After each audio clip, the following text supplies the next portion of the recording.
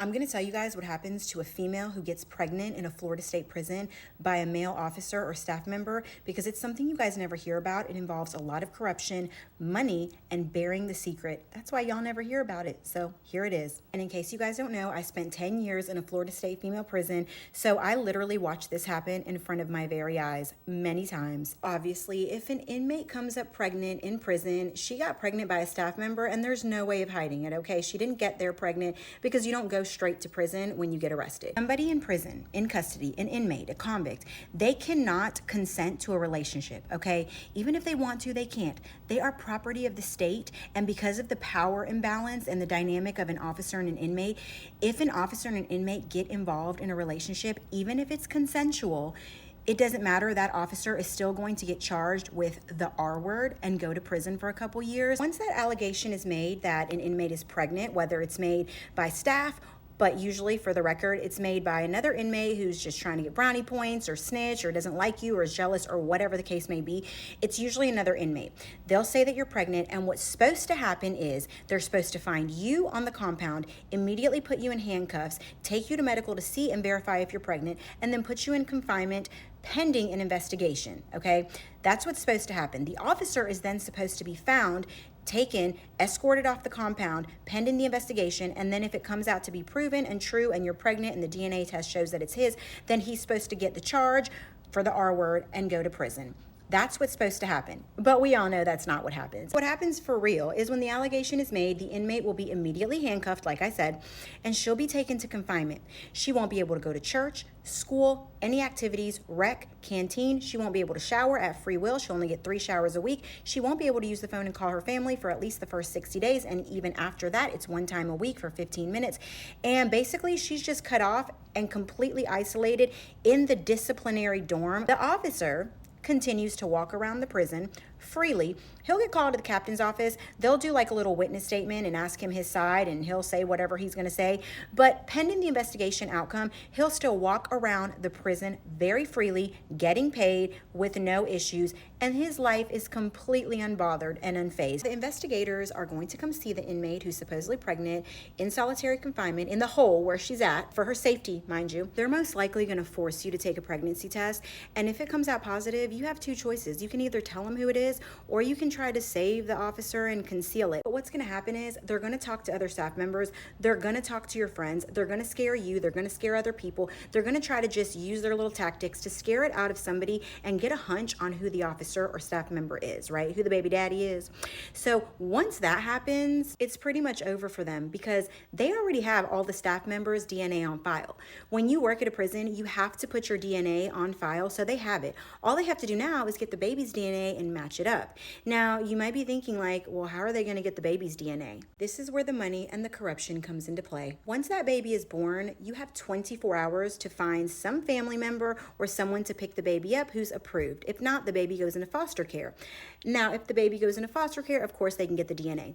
But if the baby is taken home by a family member, when they contact that family member, 9 times out of 10, they grant permission to get the DNA from the baby and match it up to whoever they think it is, or multiple people if they're just trying to, weed them out. Now, why would they give up that information? And it all comes back to the almighty dollar. You see, when an inmate gets pregnant and the officer is considered to have R-worded that inmate, whether she consented or not, it's considered R-word. When that happens, the inmate's family and the inmate have a heavy, heavy lawsuit on hand.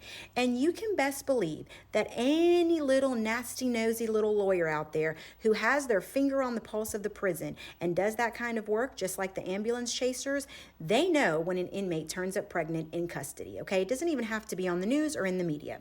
So when that inmate turns up pregnant, those attorneys are going to definitely be trying to convince the family and or the inmate to try and sue. So when that baby is born, y'all, that family's getting a hefty lawsuit going. And you know what that means? That means that the prison is now under scrutiny. And you know what they're going to do? They're going to settle out of court. But the worst part and the corruption I was talking about falls up under this. 9 times out of 10, when that girl gets pregnant, it's not because it happened by chance. It's not because they were just in a passionate moment. It's usually very much a setup.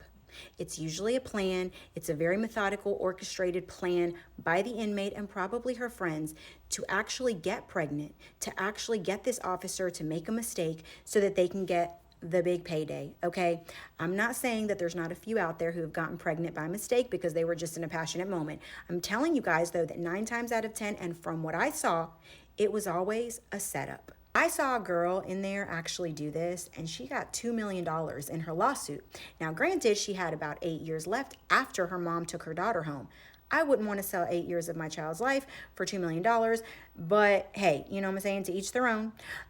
However, this girl got a $2 million settlement, and when I tell you guys this happened very often, it happened very often. I saw many women plan this. I saw many women try to execute this. I saw a few women actually follow through all the way and get their hefty paycheck. The prison doesn't care what happens to the officer or that baby. As long as the Department the Department of Corrections can cover their ass, guess what? They're good. They don't even care. Remember the girl I told you about that got $2 million? Well, that guy actually ended up getting 5 years. So just remember, if you ever hear of a woman getting pregnant in a Florida State prison, don't feel bad for them right away. Because 9 times out of 10, it's a setup. She planned it, she wants it, and she's going to get paid at the end. The guy's going to go to prison, and the department's going to keep it all under wraps. Okay? I love you guys, and I will see y'all in the next one. Bye. What are some of the top places that inmates or people in prison hide contraband or things that they're not supposed to have and can get you in a lot of trouble? And here's the answer from an inmate recently released. Inmates are pretty smart, I'll tell you that. Okay, I was in prison 10 years. I've been out a couple years. And basically, we all know that if you are in prison, whether you're male or female, 9 times out of 10, there's going to come a point where you're hiding something. You have to hide something. It might not be drugs. It might not be super illegal, but they have some really petty rules. So here is the top places where people that are in prison hide things so that they don't get caught and get in a shitload of trouble, okay? From an inmate recently released, let's go. Place number 1, your mattress. That's right.